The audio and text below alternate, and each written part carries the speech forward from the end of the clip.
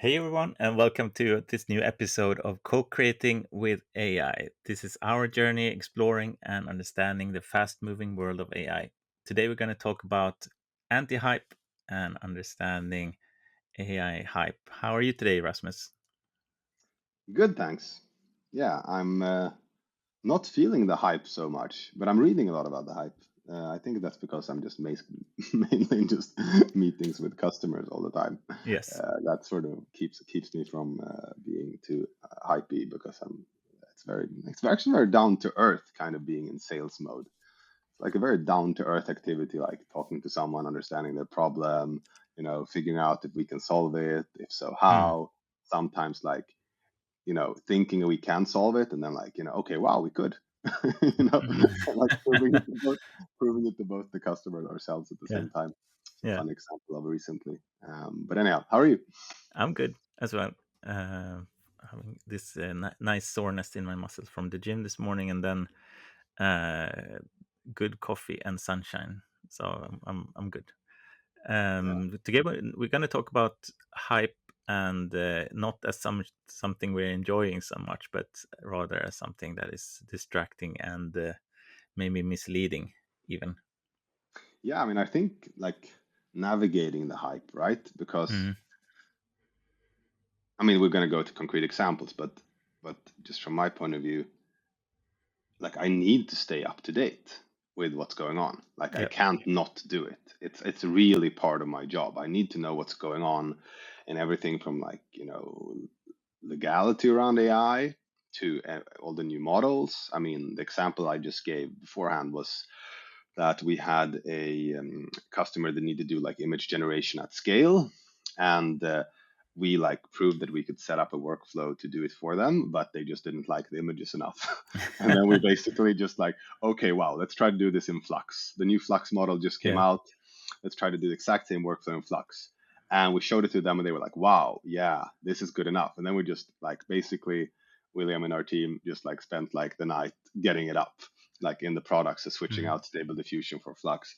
So in that case, if I hadn't known about Mm. Flux, um, we wouldn't have, we wouldn't get that customer. So I think it's really important to like stay on top, but there's also a lot of distraction, Yeah. and there's actually maybe a little bit of deception as well, right? We spoke about this a little bit, but Yes. what are you thinking? Yeah. No, exactly. And I think Flux is a great example of a truly innovative foundation model that is awesome and really deserves the attention it's getting. And and then maybe like as an example, I believe Grok basically took just Flux and then launched it as their own, and everybody said, "Wow!" And Grok's images are really great now when they use Flux, but it was still Grok that got the attention, even though the awareness was there, and and so that's where you always get these layers of hype where it's really hard to sometimes find out what is really the core here. Do I need to engage with this or not? Do I need to? Is there something worthwhile to learn?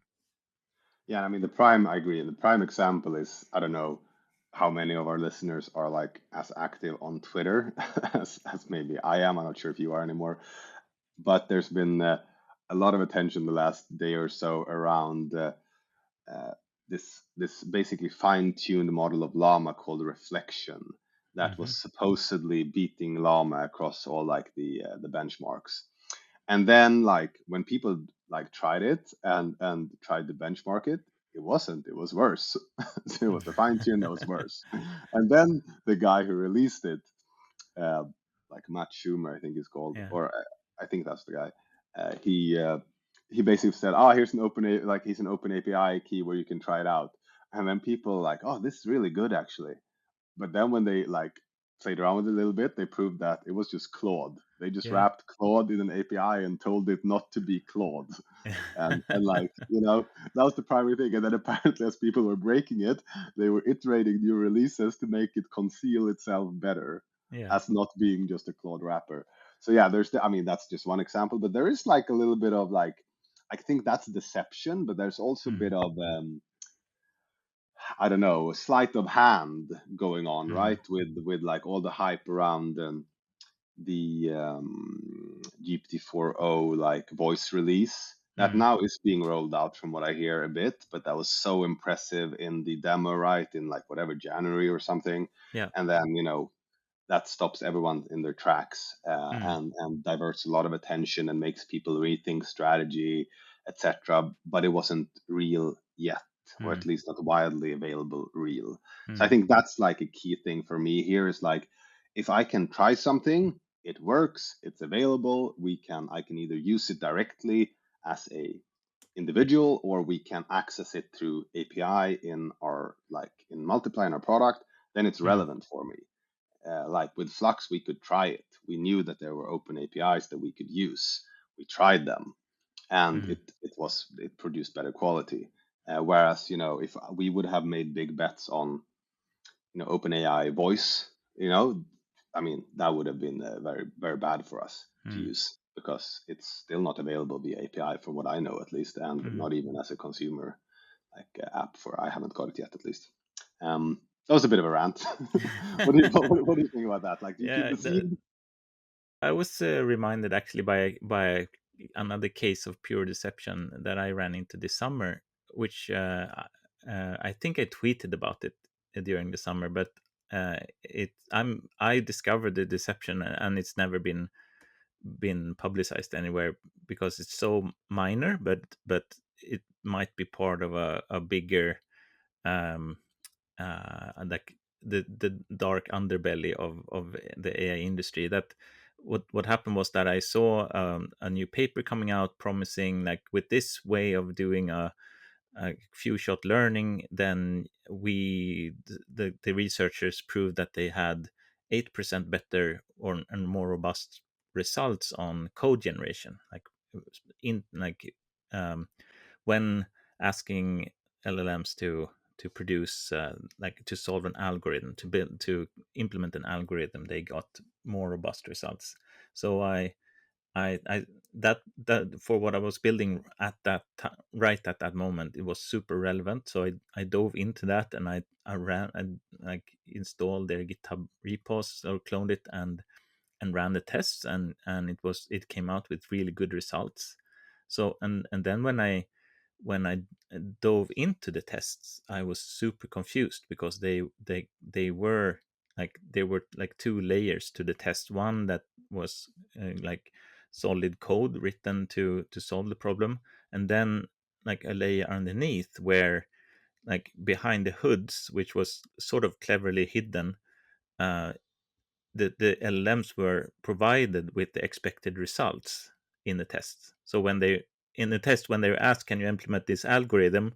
the few shot learnings was actually just one shot, and it was the solution. Uh, and so it was and there was no other way. Like, I looked through it, like, back and forth, up and down, and sideways, and there was no other way uh, to interpret it than pure deception, like this. And so I tweeted to them, like, what's going on, and then I never got a reply. And this was from, like, it was a super seemed to be a super serious collaboration between Singapore University and Harvard or something, and with someone in some team probably needing to provide some kind of results in order to get future funding or something. And and like, probably they didn't expect anyone to look deeper into the code they provided, maybe download and run the test, but not to actually see what was going on. Yeah, it's funny that, because I mean, there's market pressures all around, right? Yeah, Everyone yeah. needs to sell, or in some form or another get attention, etc. And then people do these things, and Mm, interesting thing is, especially within this field, especially when it's open source, especially within research, which is really what this is about, right? It's usually someone like you there who are like mm, willing to try it out. So I just yeah. wonder, but maybe that hasn't been the case, right? In research, I mean, from what I've heard, most almost every even peer-reviewed paper is not like, what do you call it when you try to reproduce the Reproducible. result, Yeah, the yeah. results. There's It hasn't been reproduced. there's this Wikipedia page on the reproducibility problem or whatever it's called, where like the almost all the fundamental research in psychology has never been able to be reproduced. Like nobody can really prove that the mind works like these papers say that it works, but we still base all research on on those results. Yeah, it's fun. It's a Yeah, little bit like, I don't know, since I became a parent, like my Instagram has changed and I yeah, only get like parenting advice in different forms. And that's also like, a lot of it seems to make sense, right? yeah, But yeah, then, I mean, it's not like, how do I peer review that? How is that, reproducible? I would need a study on that stuff, yeah, yeah. which of course is not available. But it's interesting that a lot of like research and science, um, is the same way in one form. It's just, Mm, we base our decisions off the trust in that, mm, okay, this result is actually there. But at least in mm, I guess in AI technology and open source, it's found out mm. pretty soon, pretty Yeah. quickly because the code can be run, so to say. So I can dive into like the worst decision I made this year based on pure hype, which is like I worked throughout the winter on AI voice and doing a really like a good unique take on conversational AI, and then with a demo went to San Francisco to like um, get some bounce it around and get feedback on it, and and so I when in Silicon Valley I went to like a voice hackathon sponsored by Deepgram and to an AI conference where that turned out to be like a pretty significant portion of the both the exhibitors and speakers were really excited about voice AI, conversational AI at the time. This was in April, I think, um, and and f- for me that like it was pretty. Um, uh, I mean, um, the experience was not only positive, but because there were all these well-funded serious teams describing their projects in exactly the same words that I was thinking about my project, and uh, and they were super interested in what I had to show, and but when I came home, I felt that some of the energy and excitement in my own work had been drained by that trip to San Francisco. The intent was definitely the opposite to like to renew my energy and get back into like have a more clear direction. But I the result was the opposite. It came away with a much less clear direction because I had been able to map my direction as something very close to what a lot of teams were heading. And then right at that time OpenAI released their advanced voice demo, and as in a response to perhaps this Google conference coming up the day after. And of course like that they what they announced was the proper way of doing conversational AI, where they make it a multimodal thing where they can just take in audio tokens in straight into the context and output audio tokens straight out from the inference, and that's the way to do it. And like that was for me the nail in the coffin of my like the serious attempt of making something unique in voice AI. And so I shut down that and found a new direction. But and since then, to my like deep regret and frustration, none of those companies, including OpenAI, has delivered on that hype. And I was probably something like 2 months away from a beta when I like made a pivot, and that's something that I really regret doing now, like that pivot, where really should have just stuck with my vision. I should like in hindsight, the trip to San Francisco was like completely awesome, like with robot delivery robots rolling in the streets and lots of inspiration everywhere, and so on. But I should not have gone there. I should just stay home and finish my own code, and that would have been a much more productive spring for me. It's interesting there, right? So, I mean, that's like it's almost like that's like an example of both distraction and almost like confusion because if you believe the hype, right, Mm, then you will be misinformed because yeah. hype by definition is um, not reality. Mm, If it's real, Flux is not hype. If they said that Flux could generate movies, that would be hype because it yes. can't. Yeah. Or that, we can fire all, I don't know, designers because of Flux. That would also Mm, be hype because that's not true. But if you yeah. say Flux is an awesome image generation model that can keep, text consistent and whatever, and keep style consistent, then that's true. That's Mm, good. It can do that. But in this case, it was like listening to other startups in this case, right? And yeah. speakers building on voice. They're talking about what they're gonna build, right? Mm, And then even OpenAI coming out and showing in reality what they have built, but it's not widely available. And you never know how these demos are, like how pre-recorded they are. I mean, they could have just done a script. Like it's hard to know because it seems so fluid, but to be honest, like you can script that thing. yeah. You can you know anything can be faked almost. Of course, what like when those the people from the OpenAI team were asked to sit there and do a quick recording, probably Yeah, by Sam Altman, then of course they had in mind the use case that they knew would work robustly, and and maybe it's not even as malevolent as scripting, and like maybe it's just human nature. Like I want to show what works with yeah, this model that we're working on. yeah. So how should we like? What's and I thought you had an like interesting other example of us falling for a bit of hype Yeah, around like cursor because last episode, we talked about Cursor Composer, which I was really honestly hyped about when we did the last episode recording, because it's so awesome. Like when you start up a new project and it starts building up the files, like that's the experience that I've been wanting for the entire year or year and a half I've been using Cursor. And because there's so much like tedious management of files. Like, what files should be included in the context now?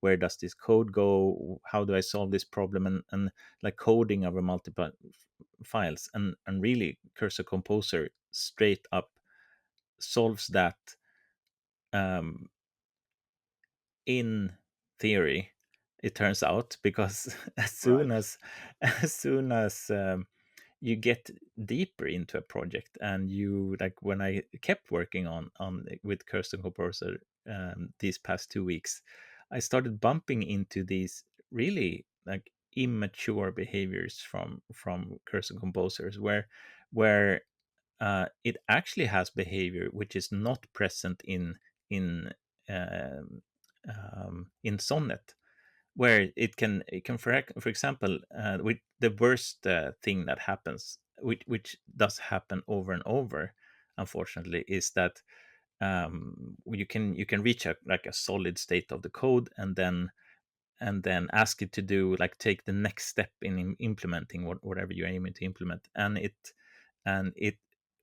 sometimes takes a whole file, deletes the existing working code, and replaces it with a placeholder saying, here's where your existing code should go. And which is like really, it's what GPT-4 did a year ago, or like 2 years ago. I don't know. I don't, yeah. like, the time scale eludes me, but it's really like going back to the problems that Cursor was trying to solve from the beginning, and just having them appear again. And so to me, it's I the UI and the UX is amazing, and I really look forward to it actually properly working. But it also seems like they released it too early. But do you think that? So why do you think that is? Is because the context has grown? I mean, that should be it, right? Almost. So it's trying to do something more and more complicated, requiring more and more information in memory, in terms of like a bigger file system, in like a bigger code base. Yeah. Do you think that's it because it worked well in the beginning when it was like, more simple thing, or like do you have any conclusions there in terms of what is hype and what is real? So UX, Yeah. real, good, Like, good UX for AI for a yeah, developer, yeah. but and the problem I describe now is the most concrete flaw I've seen, but it also shows up in much more, which is even worse, like, much less obvious ways when it's editing 4 files, 5 files at a time, at one time, and then you accept the changes and you run it, and it just doesn't work because it has made tiny small flaws in the code. So the code review, over 4 or 5 files for me as a human becomes a lot more tedious. And the promise was, and if you look at all the Claude Compose, oh sorry, Cursor Composer demos on YouTube right Mm. now, they are all about, let's build an AI project from scratch in just 3 minutes with Cursor Composer. And Yeah, which is yeah. like, yeah, you can do that. Just that from minute 3 and onwards, you're going to have problems. But the first 3 minutes is awesome. But and that's so interesting because I think that's kind of the discrimination, so to call it, the distinction that needs to be made, like in our mind, that we need to become good at, in navigating this. I think Mm, is really concretely understanding, like realizing that everything is hyped because that's the way you get attention, and mm, then understanding what is real in this. So what is real is the UX innovation. What is real is getting started quickly. What is real is maybe doing single file editing, mm, which can be mm. useful, right? Because you've been using Cursor and stuff and generating Cursor example is code. completely awesome. It's really, a game changer for me as a, like a, being able to be a full-time developer and being feeling productive. It's a really good software overall. And that's funny because so there, but there you need to know the distinction, right? Because otherwise you didn't check what Claude did in your other files, and you Yeah. find this placeholders layer. Yeah. Because I think that's actually one very interesting thing in terms of like AI product development that we've focused on a little bit for the last week, which is in our like new agentic framework, like where we basically, you get your own AI sidekicks and Mm, they can make more decisions for you and work alongside you in your workflows. And then the question is, on references. So one thing that our customers demand or request is, to like be really sure that what the AI says is factually correct, especially in like research and mm, strategic workflows. In more creative workflows, it's not as necessary, right? Um, and then we could, if we look at this agent, right, it goes, I tell it to do some whatever market mm, research. It constructs a bunch of search queries that it writes, it search for this and that based on what I asked it, finds a bunch of information, then it clicks a bunch of these links that we can know programmatically. mm, So we know that it clicked the link. Therefore, we can put that as a source in the mm, answer. mm, But you don't only want like, here's a list of sources, right? Which is still useful because we know that that information has been used to answer the mm. question, right? It's a little bit like saying, I know that Martin read this Yeah. book before answering, right? That's useful, but we want inline citations, right? This data point came from there. And that we need to instruct the AI to do.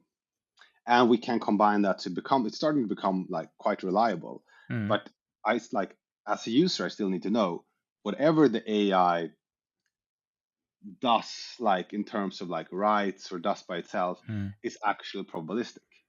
So we can't guarantee that the citations thing will work every time. It seems to do that Yeah. now, but Yeah. like we can guarantee that we can extract whatever sources were actually used by the AI, right? We Mm, know that based on like the decision tree that it took. But we can't 100% guarantee that it's mm, going to write you citations or that those citations are going to be correct. But we can get there by really encouraging it, providing a good format, forcing it to mm, provide the that as structured output and only choosing between the sources that it actually used. Mm. So we can get very close now.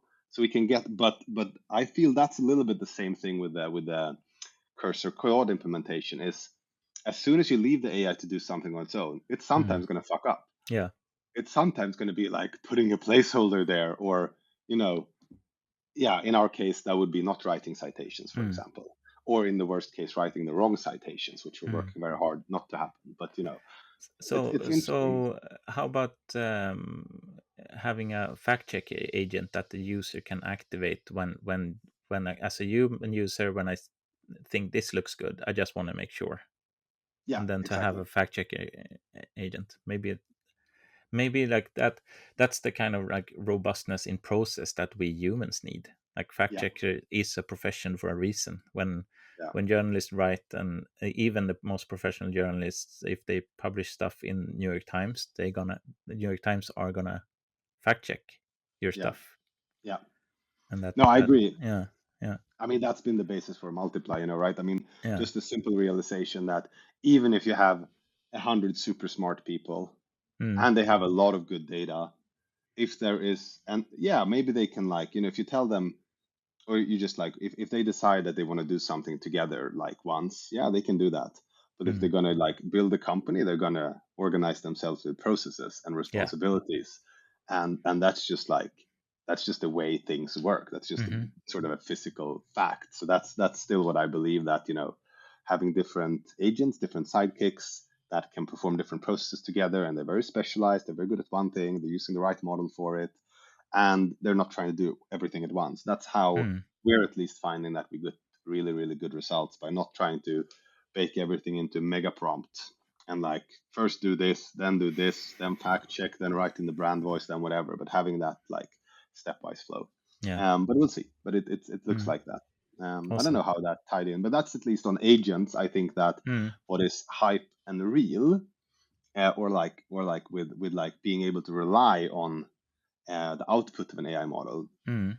is that you can't rely on it No. unless you force it to follow a process where you um and like, yeah, I mean, and the process sort of, at least a guarantee is a strong word, but makes it extremely likely that you can Mm. trust the results. Yeah. And I think the same is true like across this AI hype. Is like distilling like what is real also allows you to like put the scaffolding around it, or work with the tool in the way. So like the hype actually also makes us use the technology badly. Mm. I think there's a lot of like probably a lot of startups, probably a lot of companies implementing AI in ways that are like in ways that seem reasonable if you believe the hype, but Mm. aren't reasonable if you have this like Yeah. distill down what is real. Little bit of philosophical, but I think that's, at least for me, is like need to get to the real quickly, because Mm. otherwise my mind will make up, oh, we could do that, but Yeah. it's not real, not yet, at least in many aspects. Yeah. And um I also think that some of this, or a lot of this, is driven as well by the venture capitalist reality of every startup that is VC funded needs to like build the vision before they build the product. Yeah, yeah, And they need like that is a hype cycle. Like the VC industry demands a hype driven development cycle from startups, because they will not invest unless the startup makes a promise of what they will build. So it's like that there's some sort of inherent flaw in that whole like ecosystem.